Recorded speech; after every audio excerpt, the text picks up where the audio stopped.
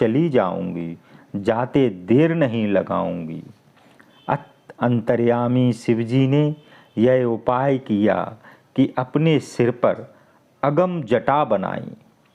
इधर भागीरथ के स्तुति करने पर कोमल वाणी सुनकर ब्रह्मा जी ने गंगा जी को छोड़ दिया।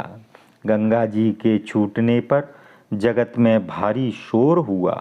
देवता, शेष जी और दिग्गज भी चकित हो गए। फिर गंगा जी शिवजी की जटाओं में समा गईं और 1 वर्ष तक भूली रहीं। यह कौतुक देखकर सब देवता प्रसन्न हुए और जय जयकार करते हुए बहुत से फूल बरसाए। फिर भगीरथ जी ने शिवजी का स्मरण किया तो शिवजी ने 1 बूंद छोड़ दी। उस बूंद से फिर 3 धाराएं प्रकट हुईं, एक आकाश को और एक पाताल को गई। पाप को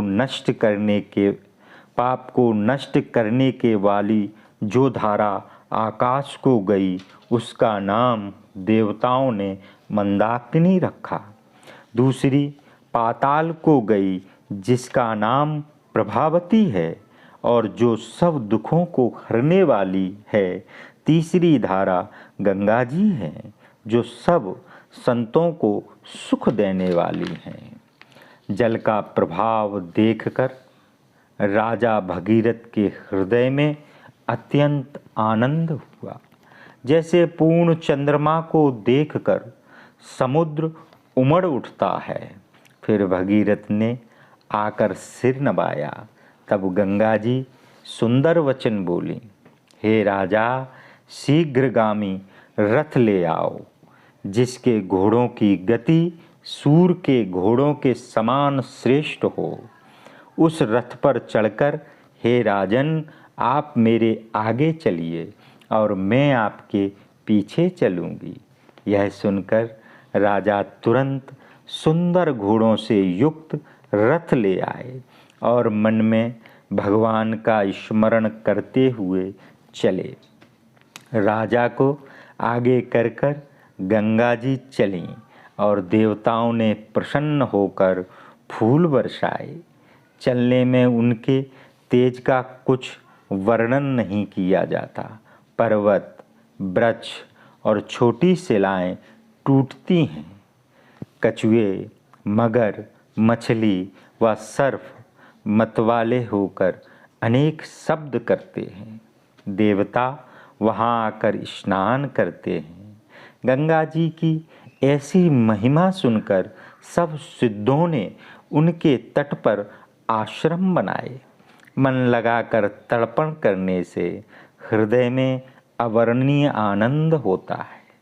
मुनिजन कहते हैं कि गंगा जी के दर्शन से ही सब पाप छूट जाते हैं और शीघ्र ही तर जाते हैं।